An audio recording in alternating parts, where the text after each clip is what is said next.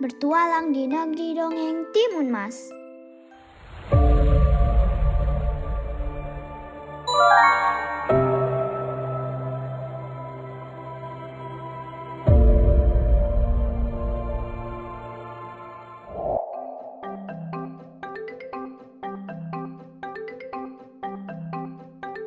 Halo teman-teman, kenalkan, ini Ogi. Umurnya 8 tahun, hobinya membaca. Ogi paling suka membaca kisah petualangan, karena saat membaca, rasanya seperti dia sendiri yang sedang bertualang. Hai teman-teman, apa kabar? Setiap hari selesai sekolah, Ogi langsung pulang ke rumah. Ayah, Ibu, Ogi pulang. Ia tak sabar untuk bertualang dalam cerita-cerita favoritnya yang ada di dalam buku cerita Negeri Dongeng. Hari ini Ogi seperti biasa sedang asyik membaca buku kesayangannya.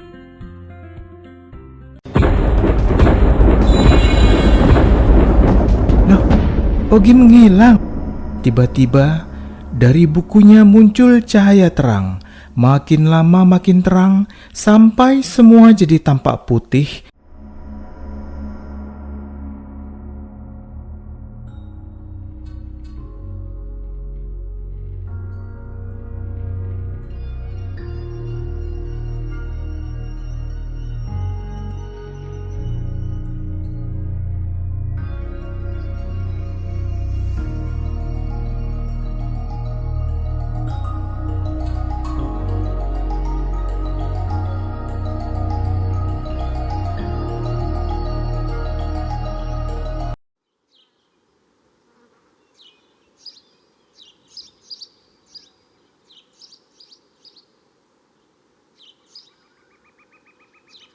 Hah? Aku di mana?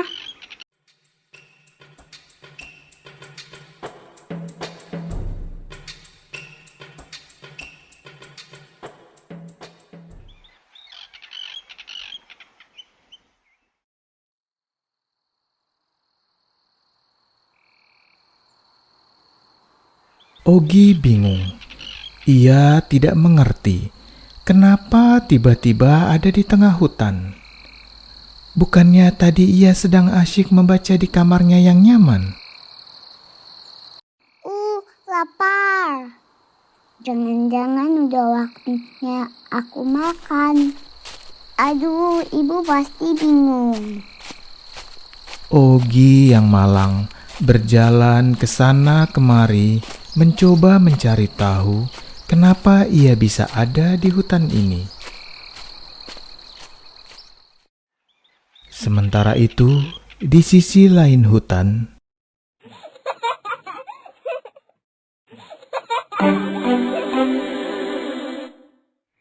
Wah, ada kupu-kupu.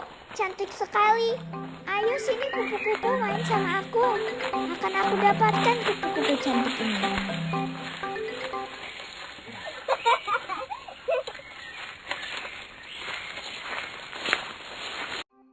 Kupu-kupu cantik, ayo sini mendekat ke aku.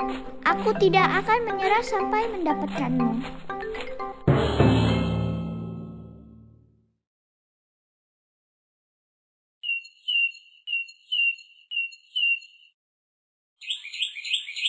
Aduh, sakit.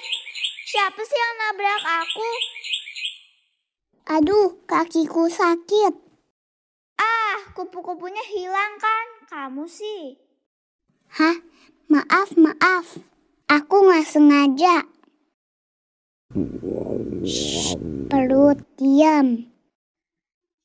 Kamu lapar ya? Kasian. Nama kamu siapa? Ikut aku yuk, di rumahku ada makanan loh. Mau. Namaku Ogi. Makasih ya. Halo Ogi, aku Timun Mas. Timun Mas?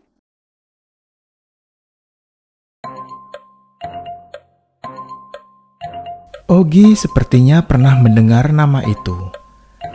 Tapi di mana ya? Teman-teman tahu di mana?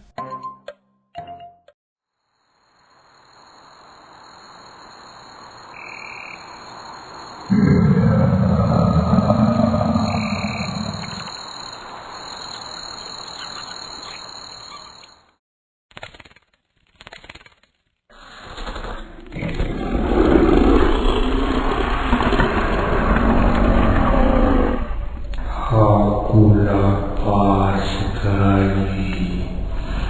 Aku ingin makan enak.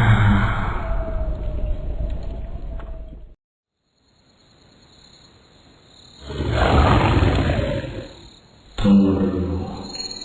8 tahun yang lalu, ada orang desa yang janji akan memberikan anaknya padaku kalau sudah umur 8 tahun.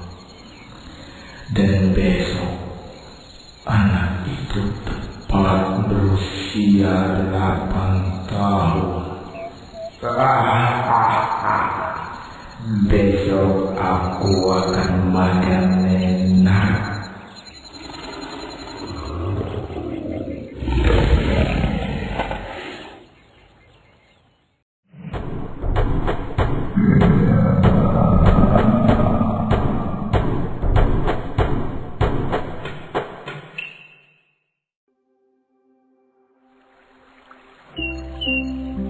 Itu rumahku sudah kelihatan. Ayo cepat. Pelan-pelan dong. Aku capek. Mana belum makan lagi.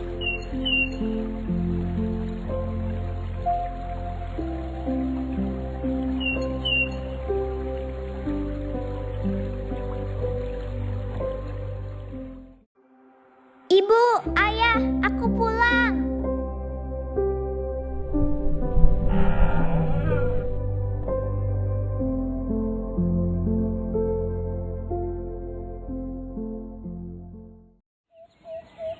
Ibu, ayah, kenalin ini teman aku, namanya Ogi.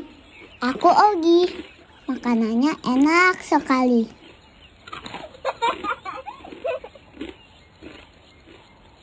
Ogi makan dengan lahapnya, sampai-sampai Ibu Timun Mas terlihat sedikit khawatir. Selesai makan, Ibu Timun Mas berkata akan menceritakan sesuatu yang penting pada Timun Mas. Katakan, Bu, apa yang ingin Ibu sampaikan padaku?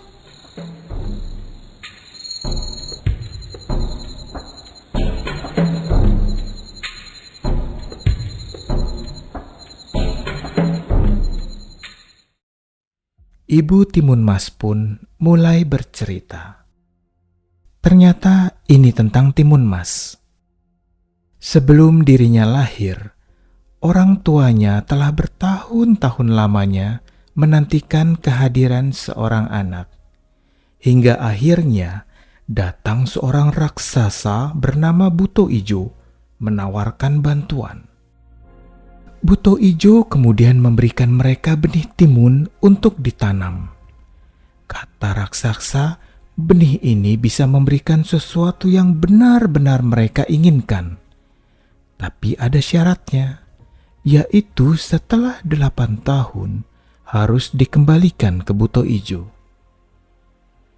Tanpa pikir panjang lagi, mereka pun menyetujuinya. Benih tersebut tumbuh menjadi timun yang berukuran besar, sangat besar dibandingkan timun biasa. Ternyata dari dalam timun itu, orang tuanya mendapatkan seorang bayi cantik yang kemudian diberi nama Timun Emas. Sekarang, ayah dan ibu Timun Mas menyesal sudah menjanjikan itu. Mereka bertekad tidak akan menyerahkan anak kesayangan mereka pada Buto Ijo. Karena kata orang, Buto Ijo kerap menjadikan anak kecil sebagai santapannya. Esok adalah ulang tahun Timun Mas yang ke-8. Maka sesuai kesepakatan, Buto Ijo akan datang untuk menjemput Timun Mas. Ayah dan ibu menyuruh Timun Mas untuk pergi bersembunyi. Ogi pun diminta untuk ikut menemani. Selesai berpesan, Ibu Timun Mas menunjuk sebuah kalung di leher Timun Mas. Kalung ajaib yang hanya boleh digunakan jika Timun Mas berada dalam bahaya dan terdesak.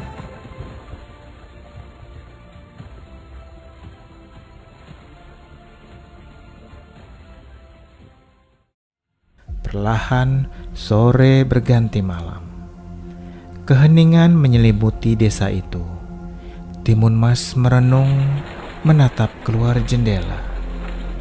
Hujan pun turun mengiringi kesedihan Timun Mas. Besok aku harus pergi meninggalkan kedua orang tuaku. 8 tahun sangat cepat bagiku.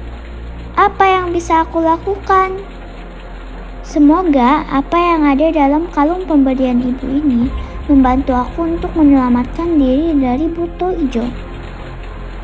Aku harus berjuang untuk kedua orang tuaku. Aku tidak boleh menyerah. Aku tidak akan kalah dengan raksasa itu. Aku benci buto ijo.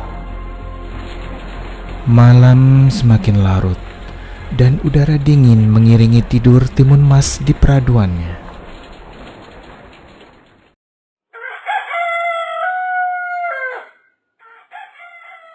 Rasanya baru saja mereka terlelap saat tiba-tiba seisi rumah bergoncang seperti terkena gempa.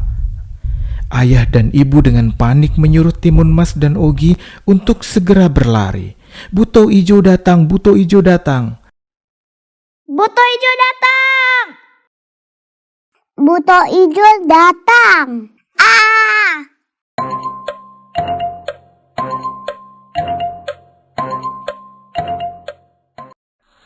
Kantuk-kantuk, Timun Mas dan Ogi berlari keluar rumah melalui pintu belakang. Ogi, ayo kemari. Lewat pintu belakang kita kabur.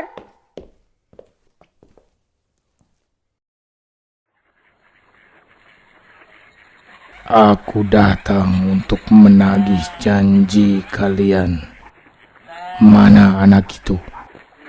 Jangan disembunyikan.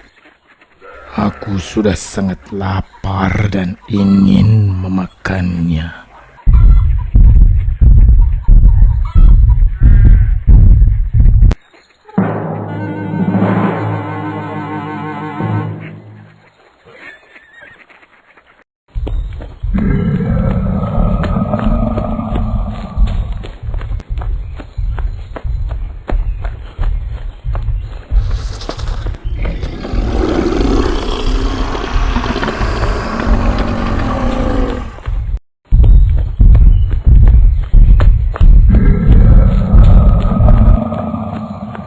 Ogi dan Timun Mas berlari sekencang-kencangnya, melintasi perkebunan yang ada di sekeliling mereka.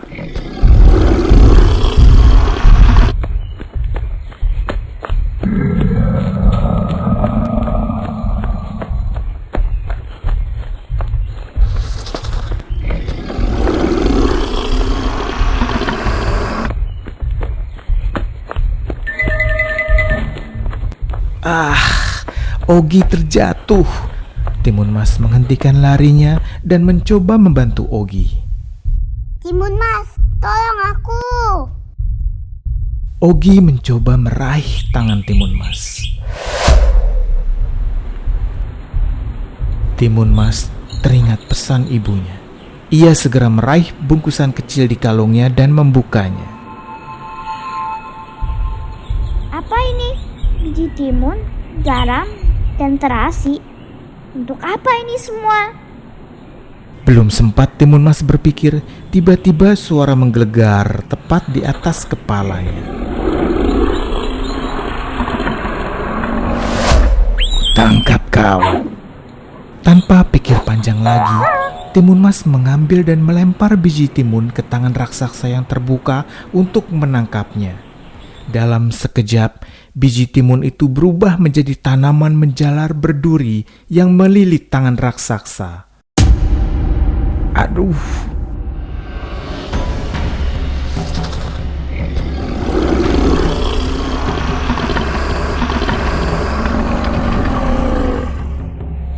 Sang raksasa menjerit kesakitan seraya menarik tangannya kembali.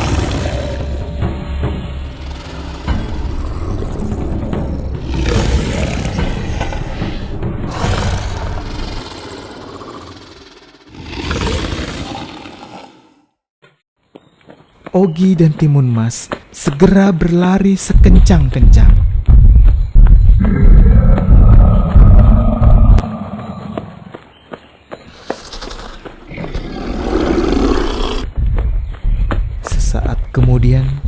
Timun Mas merasakan ujung jari sang raksasa menyentuh rambutnya. Tanpa berpikir panjang, Timun Mas segera melempar garam yang sedari tadi sudah digenggamnya erat-erat ke arah Buto Ijo.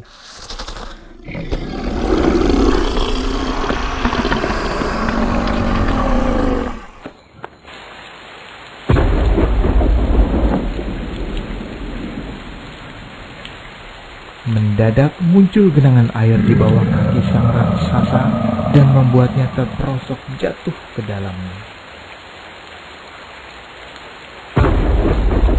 Ogi dan Timun Mas terus berlari dan berlari menaiki bukit yang tinggi.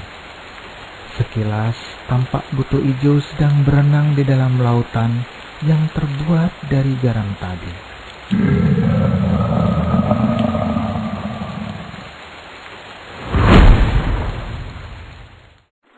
Tapi ternyata Buto Ijo masih terus mengejar mereka.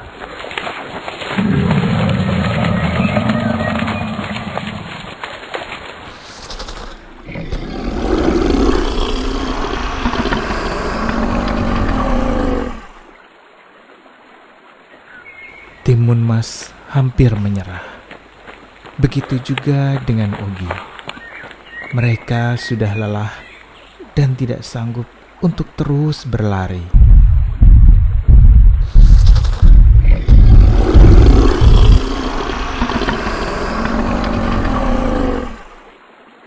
Aku nggak bisa lari lagi, Ogi. Kakiku sakit sekali. Ayo Timun Mas, kamu bisa. Itu masih ada satu lagi di tanganmu. Lempar saja, lempar. Tapi Timun Mas sudah tak berdaya. Ia jatuh pingsan karena terlalu lelah.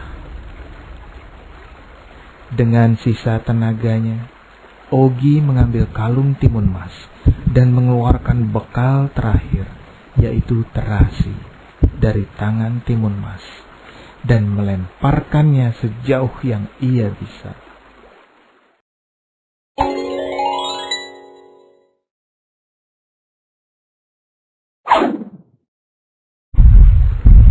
Ogi hanya bisa berharap dan berdoa agar sang raksasa berhenti mengejar mereka.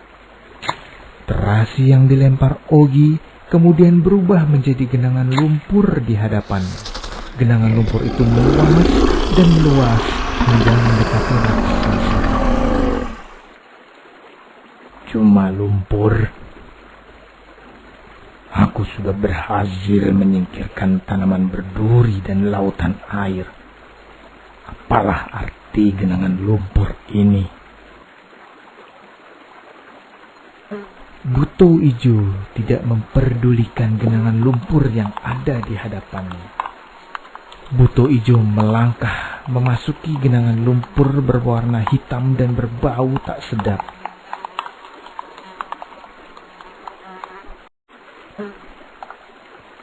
Ternyata lumpur itu lebih pekat dari yang ia sangka. Langkahnya menjadi berat dan melambat. Lama-kelamaan, kaki Buto Ijo masuk semakin dalam dan semakin dalam dan semakin dalam lagi. Sampai akhirnya lumpur sudah setinggi pinggangnya dan dia masih berada di tengah genangan yang terus melebar. Sang raksasa Buto Ijo mulai sadar kalau dirinya dalam bahaya. Panik, ia mengamuk mencoba keluar dari genangan lumpur hitam yang terasa amat berat. Namun semakin ia mencoba keluar, semakin dalam ia terbenam. Kalau tadi sudah terbenam lumpur sampai pinggangnya, sekarang sang raksasa sudah terbenam hingga lehernya. Buto Ijo terus berteriak marah sambil berusaha keluar dari lumpur yang menariknya, tapi tak kunjung berhasil. Ogi melihat semuanya dari kejauhan. Ogi tak percaya kalau akhirnya Timun Mas bisa menghentikan langkah sang raksasa, sang Buto Ijo.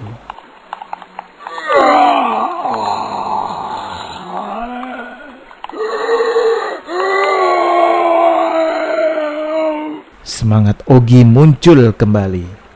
Ogi terus berteriak-teriak sambil mengguncang-guncang Timun Mas hingga akhirnya Timun Mas membuka mata. Hore! Bangun Timun Mas, bangun! Kita berhasil mengalahkan Putu Ijo.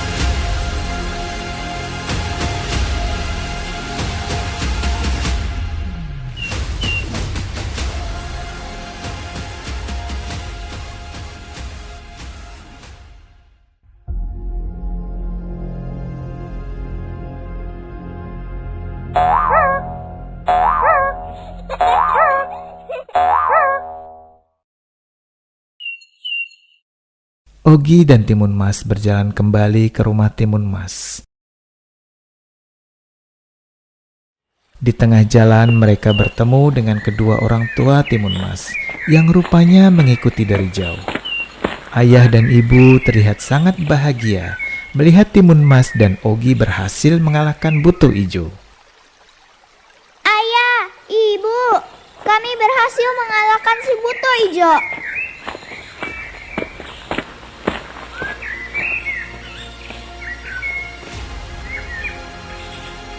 Ogi tersenyum bahagia melihat Timun Mas berhasil berkumpul lagi dengan kedua orang tuanya.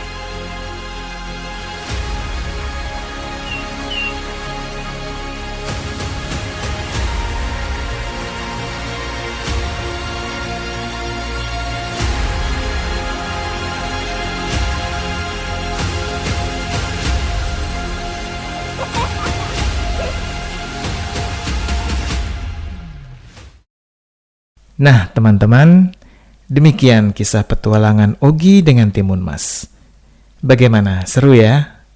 Oh ya, ada beberapa pesan moral yang bisa kita ambil dari dongeng Timun Mas seperti berikut ini.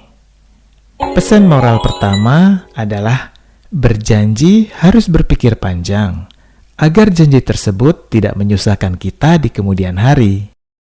Kedua, tidak pantang menyerah, di mana setiap masalah pasti ada jalan keluarnya bila kita berusaha keras untuk menghadapi masalah tersebut. Ketiga, usaha, kerja keras, dan rasa percaya diri bisa menghadapi segala rintangan. Nah, teman-teman mau bertualang lagi bersama Ogi di negeri dongeng?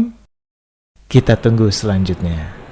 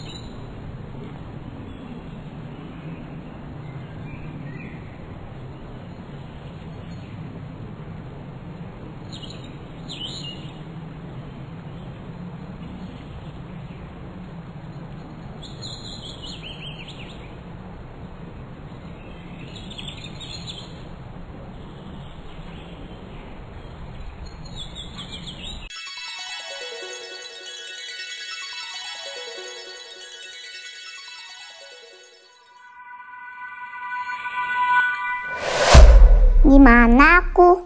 Oh, ternyata aku bermimpi. Tapi